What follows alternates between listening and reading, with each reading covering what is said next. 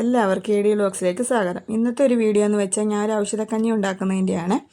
ഇതുപോലത്തെ ഒരു കർക്കിടകക്കഞ്ഞിയിട്ട് ഞാൻ മേടിച്ചിട്ടുണ്ട്. ഇത് ഉണ്ടാക്കുന്ന രീതിയെല്ലാം ഇതിലെഴുതിയിട്ടുണ്ട്. പച്ചമരുന്നൊക്കെ കിട്ടുന്ന ഒരു അങ്ങാടിക്കടയുണ്ടല്ലോ, അവിടെ നിന്നാണ് ഞാൻ ഇത് മേടിച്ചത്. അപ്പോൾ ഇതിനകത്ത് ഇതേപോലെ 7 പാക്കറ്റ് ഉണ്ട്. നമ്മളിത് 7 ദിവസമായിട്ടാണ് കഴിക്കേണ്ടത്. അപ്പോൾ ഇതിൻ്റെ എല്ലാ ഡീറ്റെയിൽസും ഇതിൽ എഴുതിയിട്ടുണ്ട്. അത്യാവശ്യം 4 പേരൊക്കെയുള്ള വീട്ടിലാണെങ്കിൽ നമുക്കൊരു ചെറിയ ബൗളിനകത്ത് നമ്മൾ കുറച്ചല്ലേ കഴിക്കത്തുള്ളല്ലോ, ഒരുപാടൊന്നും കഴിക്കത്തില്ലല്ലോ. ഈ പൊടിയുടെയൊക്കെ മണം കൊണ്ട് നമ്മൾ ഒരുപാടൊന്നും കഴിക്കത്തില്ല.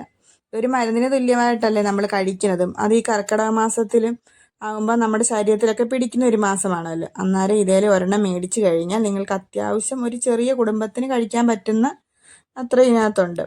രാത്രിയിലാണ് പറ്റുന്നതെങ്കിൽ രാത്രി, രാവിലെ ആണെങ്കിൽ രാവിലെ, നമ്മുടെ സൗകര്യം പോലെ. തേങ്ങാപ്പാലും കൂടിയൊക്കെ ഒഴിക്കുകയാണെങ്കിൽ ഈ പൊടികളുടെ ചുവയൊന്നും അറിയത്തില്ല. അപ്പം ഇതൊന്നും ഉണ്ടാക്കുന്ന ഒരു വീഡിയോ ആണ്. അപ്പോൾ വീഡിയോയിലോട്ട് പോകുന്നതിന് മുമ്പായിട്ട് ഞാൻ എപ്പോഴും പറയുന്ന പോലെ എൻ്റെ വീഡിയോ ആദ്യമായിട്ട് കാണുന്നവരാണെങ്കിൽ എൻ്റെ ചാനലൊന്ന് സബ്സ്ക്രൈബ് ചെയ്യണം, ലൈക്ക് ചെയ്യണം, ഓൾ ഇൻ ബട്ടൺ ക്ലിക്ക് ചെയ്താൽ എൻ്റെ വീഡിയോസ് എല്ലാം നോട്ടിഫിക്കേഷനായി നിങ്ങൾക്ക് ലഭിക്കുന്നതായിരിക്കും. അപ്പോൾ നമുക്ക് വീഡിയോയിലോട്ട് പോകാം. അതാണ്ട് ഇതേപോലെ ഒരു കിറ്റാണ് ഞാൻ മേടിച്ചത്.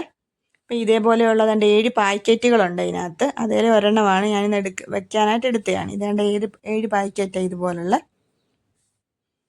അപ്പോൾ ഇതിനായിട്ട് ഈ 7 ഒരു പാക്കറ്റിനുള്ളിലാണ് ഇത്. അപ്പോൾ ഇതിനകത്ത് ഉലുവായും ആശാളിയും കൂടെ ഇത് പിന്നെ പൊടികളാണ്, നമ്മുടെ ഈ ഔഷധക്കൂട്ടുള്ള പൊടികളെല്ലാം കൂടെ പൊടിച്ചതാണ്. പിന്നെ ഇതാണ് നമ്മുടെ നവരയരി. ഇത് നല്ല വേവുള്ള അരിയാണ്, കുറച്ചേ ഉള്ളൂ, നമുക്ക് ശകലിച്ച് കുടിച്ചാൽ മതിയല്ലോ. ഇതുപോലെ ഒരു ബൗളിനകത്തേക്ക് ഇട്ടിട്ടുണ്ട്. ഇതും കൂടി നമുക്ക് പൊട്ടിച്ചിട്ടെടുക്കും. ഉലുവായി ആശാളിയും കൂടെ ഇതിൻ്റെ പുറത്തേക്ക് ഇട്ട് കൊടുത്തിട്ട് നമുക്ക് നല്ലവണ്ണം ഒന്ന് ഞെരടി കഴുകുക.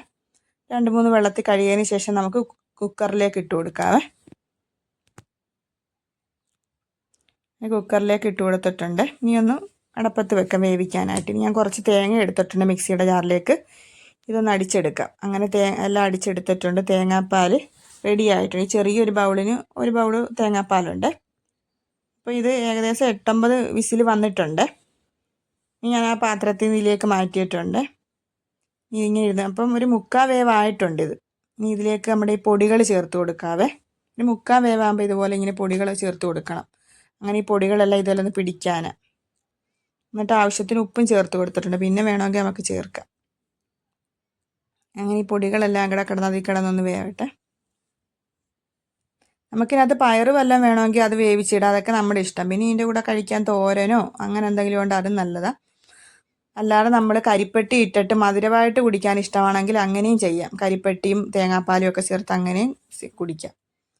ഇങ്ങനെ കഴിക്കാനുള്ളവർക്ക് ഇങ്ങനെയും ചെയ്യാം. അപ്പോൾ ഇത് കണ്ട മരുന്നൊക്കെ ഒന്ന് പിടിച്ച് നല്ല കുറുകി വന്നിട്ടുണ്ട്. ഇനി നമുക്ക്, ഞാൻ തീ അങ്ങ് ഓഫ് ചെയ്തായിരുന്നേ, അതിന് ശേഷം ആ തേങ്ങാപ്പാൽ ഒഴിച്ച് കൊടുക്കണം. താഴെ ഇറക്കി വെച്ചിട്ടാണ്. അപ്പോൾ തേങ്ങാപ്പാലൊക്കെ ഒഴിച്ച് കൊടുത്തിട്ടുണ്ട്. നമുക്ക് ചൂടോടെ തന്നെ കുടിക്കാം. രാത്രിയിലൊക്കെ കുടിച്ചുകൊണ്ട് കിടക്കുവാണെങ്കിൽ നല്ല ഇതാണ്. അപ്പം ഞാൻ ഇതേപോലെ കണ്ട ഒരു ബൗളിനകത്തേക്ക് എടുത്തിട്ടുണ്ട്. അപ്പോൾ കുടിക്കാനായിട്ട് ഇതുപോലെ എടുത്തിട്ടുണ്ട്. അപ്പോൾ എൻ്റെ ഈ റെസിപ്പി എല്ലാവർക്കും ഇഷ്ടപ്പെട്ടു എന്ന് വിചാരിക്കുന്നു. എല്ലാവരും ട്രൈ ചെയ്ത് നോക്കണം. നിങ്ങളുടെ ഫ്രണ്ട്സോ റിലേറ്റീവ്സോ ആരെങ്കിലും ഉണ്ടെങ്കിൽ അവർക്ക് കൂടി ഷെയർ ചെയ്ത് കൊടുക്കണം. നിങ്ങൾക്ക് എന്തെങ്കിലും അഭിപ്രായ നിർദ്ദേശങ്ങൾ അറിയിക്കാനുണ്ടെങ്കിൽ താഴെ കമൻറ്റ് ബോക്സിൽ പിൻ ചെയ്താൽ മതി. അടുത്ത ഒരു വീഡിയോ ആയിട്ട് കാണുന്നവരേക്കും ബായ്.